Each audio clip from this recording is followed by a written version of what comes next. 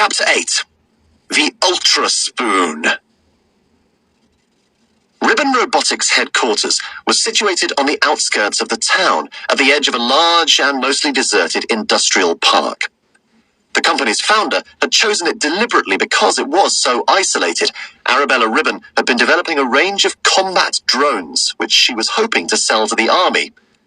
Her grand idea was that her flying robots could be sent out onto the battlefields to fight instead of soldiers, communicating with each other like electronic insects. But of course, Arabella Ribbon wasn't in charge anymore. And in the 6 months since she'd disappeared, company policy had changed. On the top floor of the Ribbon Robotics headquarters was a long, bright room which Arabella had used to hold meetings. But in the large leather chair she used to occupy at one end of the room, there now sat a repulsive-looking creature. Once, he had been a young robotics engineer called Clive Meek, but he was using a different name these days.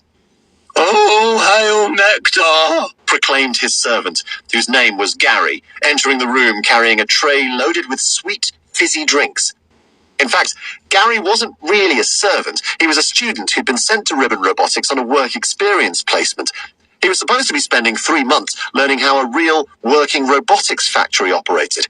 Instead, on his first day, he'd been ushered into Nectar's presence, which had been quite a shock. But when a man who appears to be half wasp announces that you are now his personal servant, it's probably just as well to agree. Bright sunshine streamed through the windows that lined the length of the boardroom. Nectar's bulbous black eyes seemed to greedily suck in the sight of the brightly coloured cans of drink, and he reached out a long-fingered hand and selected one. He opened it and held it up at chest height. Gary tried not to look too repulsed as a long, flexible tongue flopped out of Nectar's mouth and began to slurp at the sickly sweet liquid. It was truly gross. "All-powerful nectar," began Gary, swallowing back a small globule of sick that had forced its way up to the back of his throat. "The applicants are waiting in the antechamber whenever you're ready to receive them." For Nectar, taking over the robotics factory had just been the start. He was simply buzzing with evil schemes, and now he decided to appoint a second-in-command to help implement them. Of course, most of the staff at the factory weren't aware they were now working for the products of a hideously botched experiment that had fused the brainwaves and DNA of a man with those of a wasp. They'd probably have complained to human resources about it. No, they thought they still worked for the haughty and unavailable Arabella Ribbon, who'd never been much of a mingler at the best of times, and now seemed to be more reclusive than ever.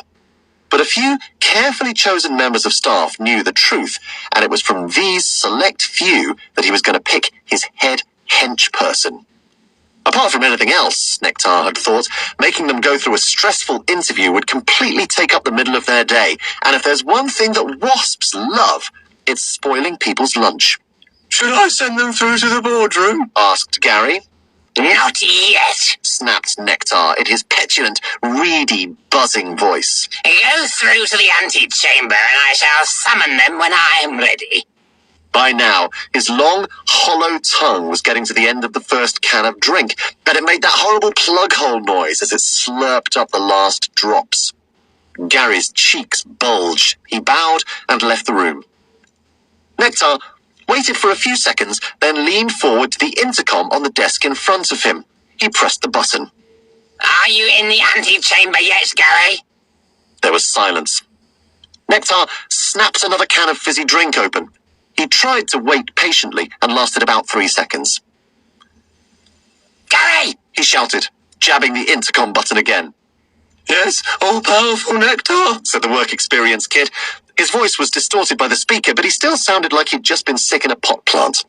"Send the candidates through to the boardroom, would you?" buzzed Nectar. He leaned back in his chair like a great sugar-crazed loon. This ought to be fun, he thought.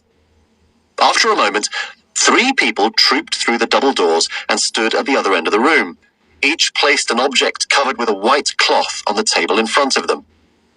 2 of the candidates, a woman and a man, were dressed in white lab coats. The third, a pale man with a pointed nose and carefully arranged hair, was wearing a smart suit and very shiny black shoes that ended in sharp points. They were the sort of shoes you should never trust. He brushed some dust off his chair before sitting down carefully, pulling at the front of his trousers so as not to spoil their creases. The other two looked nervous, fiddling with the files they brought in with them, but he gazed coolly at Nectar and waited politely for him to begin speaking. Welcome, my trusted servants, began Nectar. As you know, I have decided to honor one of you with a very special opportunity. He broke off and sucked ravenously at his can of drink. But this job can only go to one who is worthy. Who amongst you can impress me enough to become my head henchman? Hench person. He corrected himself quickly, seeing the female candidate bristling. Even a giant wasp needs to know where to draw the line. Who wants to go first? The white-coated man took the opportunity and stood up. He was a twitchy kind of person, with food stains down his front, thick black-rimmed glasses, and hair that looked like it had gone mad. Oh, and he had a strong German accent, which was strange, as he was actually from Reading. We just put it in to keep you on your toes. My name, he began. Strong German accent, remember, no slacking off? is Professor Graham Smith. And I would like to share with you my dastardly evil invention. Behold! At this, he whipped the cloth in front of him away, revealing a decidedly normal-looking spoon with a red button on the handle. The Ultra Spoon! Gloated Smith, looking round in triumph at the other two candidates. Never again will we suffer the indignity of stirring our own tea. He tried to think of another word for behold, but couldn't, and instead shouted because for no reason. Because! The room fell silent. Someone coughed. With a dramatic flourish, Smith pressed the button on the spoon, and there was a tiny whizzing noise as the end of it began to spin round. Smith laughed delightedly, only stopping when Nectar got to his feet, leaped around the table, and stung him unconscious. It was only a little sting, mind you, but he suddenly took on the demeanor of a businessman who'd fallen asleep on the last train home after one too many drinks at the Christmas party. He slumped sideways off his chair, dribbling. Next! Nectar yelled at the top of his voice. Penny Percival, Evil Lord Nectar, said the female candidate primly. As you know, I have been in charge of your robotic insect program. Using your research, we have developed a fleet of spy drones to do your bidding. To the human eye, they are almost indistinguishable from a normal wasp. But, in fact, each contains a sophisticated camera, microphone, and guidance system. They are the most advanced spy robots ever built. She glanced smugly at the motionless form of Graham Smith on the floor beside her, where he was collecting a sizable puddle of drool around his mouth. Nectar smiled. But what I have to show you today is something else altogether, she continued. I have become a little concerned that we haven't really been doing enough to help the planet. The smile instantly vanished from Nectar's face. Unfazed by this, Penny removed the white cloth in front of her to reveal a bowl with a single rainbow-striped fish in the bottom of it. Beside it was a glass jar of foul-looking brownish sludge. This robot fish is the answer to all the world's clean water problems, announced Penny. Please observe. She tipped the stinking liquid into the fish bowl, and through the murk, Nectar's bulbous eyes could just make out the small fish beginning to swim backwards and forwards. The pointy-shoed man leaned forwards with interest. Gradually, as the fish swam around, the liquid in the bowl began to clear, until a few minutes later, the fish was swimming contentedly in perfectly clean water, an adorable smile on its face. To anyone who wasn't an evil wasp-based hybrid, this would be the most remarkable thing in the whole world. But sadly, that's exactly what Nectar was, and he hated it. He jumped up, darted to the other end of the table, grabbed the fish out of its bowl, and stamped on it repeatedly, yelling, What "Stamp! is the point Stamp! of that? How am I supposed to be a supervillain Stamp! if all I do is clean people's puns? Stamp, stamp, stamp!" Penny Percival gathered up the remains of her miraculous fish and ran from the room in tears. Nectar returned to his seat, laced his hands behind his head, and turned his attention wordlessly to the smartly dressed man. Knox, sir. Nicholas Knox, the man said. I joined the company 3 months ago to work on your personal robot strike force, and have been keen to meet with you.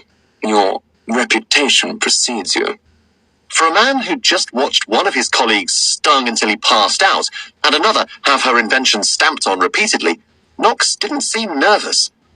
He had indeed only started at Ribbon Robotics recently, but had risen quickly up the ranks with a delicate combination of oiliness and acidity, like a sneaky salad dressing.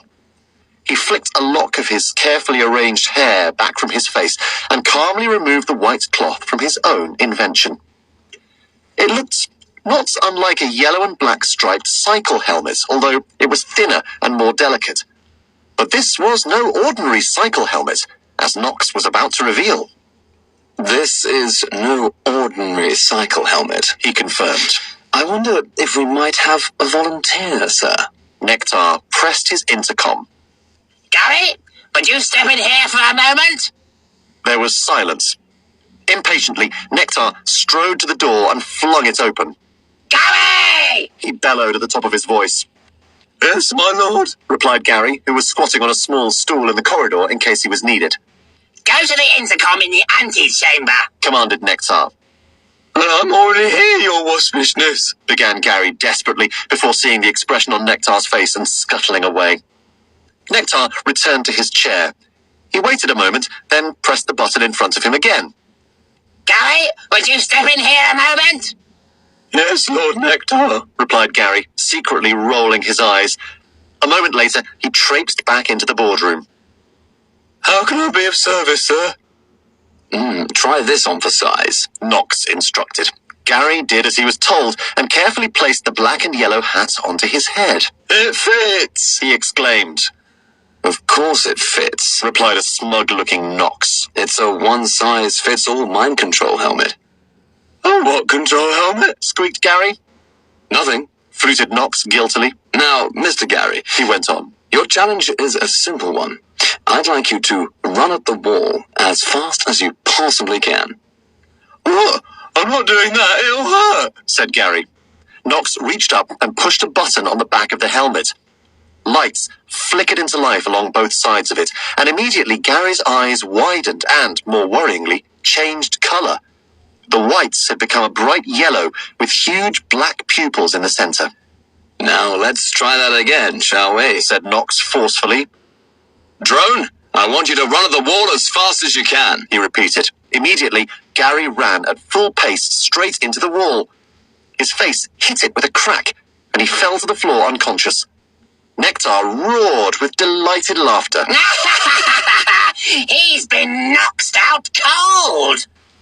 Ah, good one, sir. Lied Knox. So, as you can see, I've managed to find a way of controlling the human brain. I can make anyone do anything. You mean we can make anyone do anything? Said Nectar. Yes, sir, that's what I said, sir. Said Knox, with a twitch at the corner of his mouth. We can make anyone do anything. So, do I get the job? Oh, yes, Said Nectar greedily as he reached out for the helmet that Knox had removed from the motionless Gary. Welcome to the hive, Knox. That's bees, you idiot. Sighed Knox, but not loudly enough for Nectar to hear.